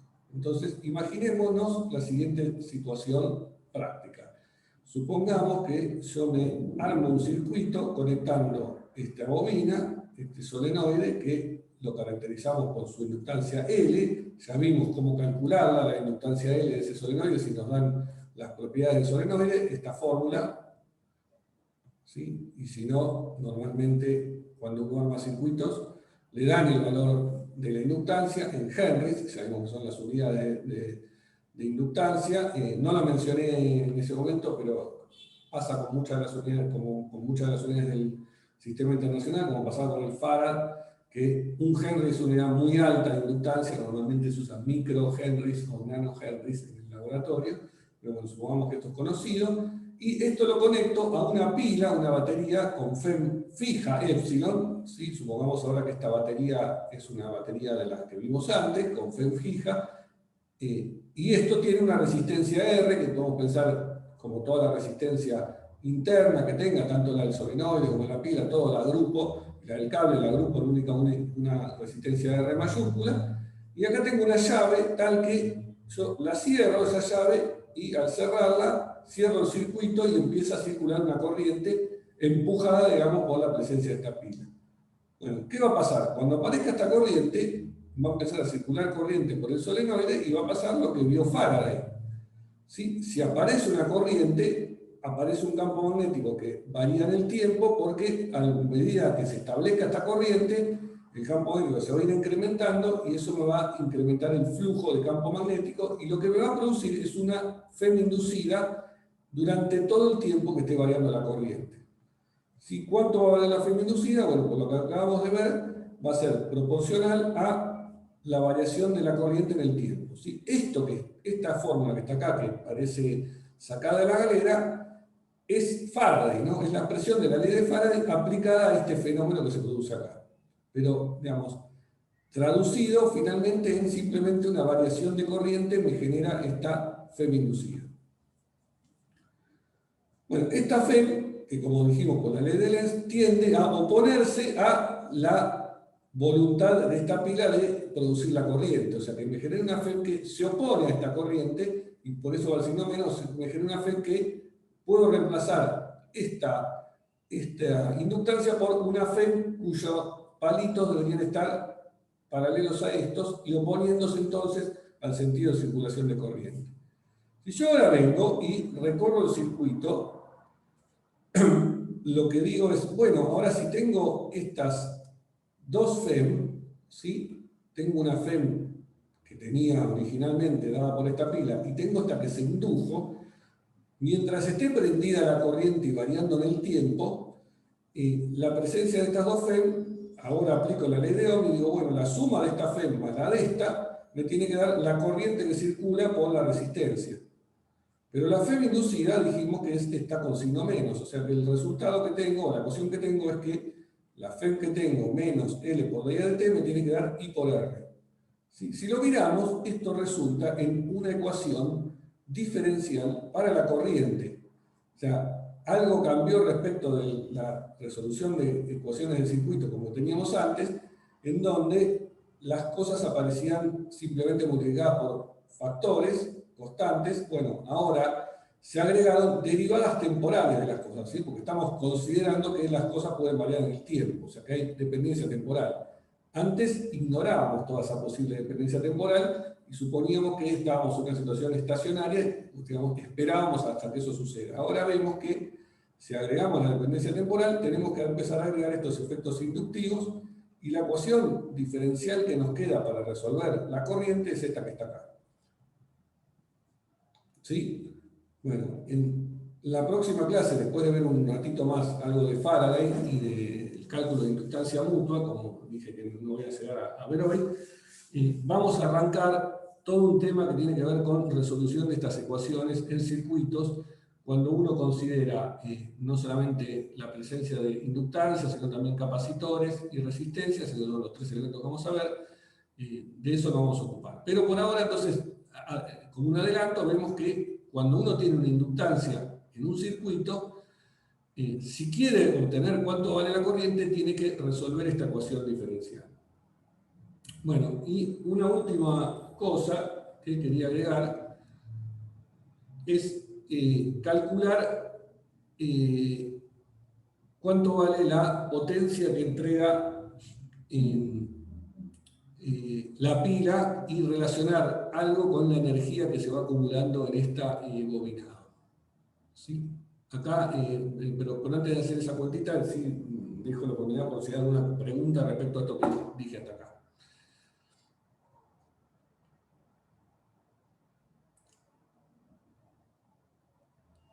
Sí, perdón, ¿podrías repetir cómo concluiste que el signo de la fema inducida va a ser contrario al de la que ya tenías? Bueno, Perdí porque, un poquito ahí. claro, cuando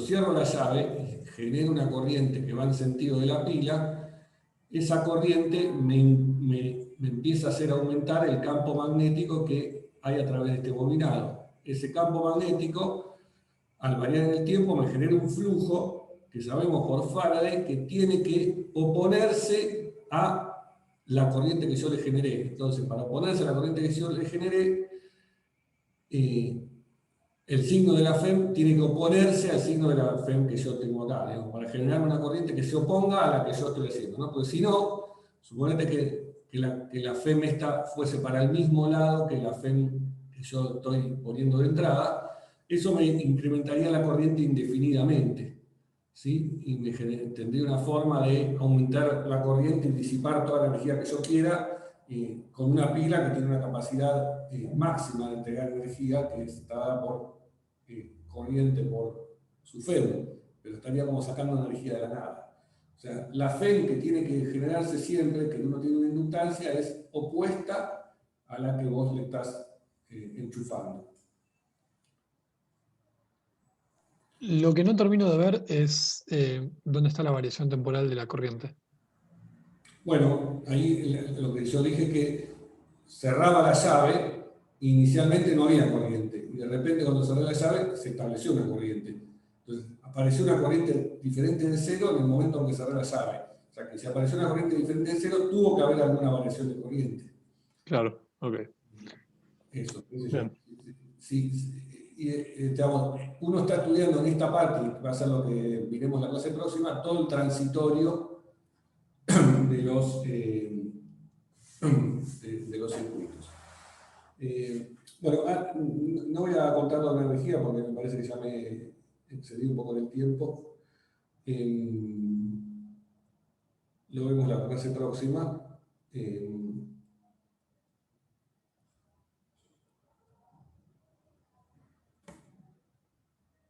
Porque así los dejo también que tengan un poco de descanso. En la clase próxima seguimos con este tema de inductancias. Bueno, ya las vimos, digamos, pero vamos a ver, como dije, el caso de la inductancia mutua entre dos bobinas y también termino con esta cuentita de la energía y después, en lo posible, arrancaremos con transitorios.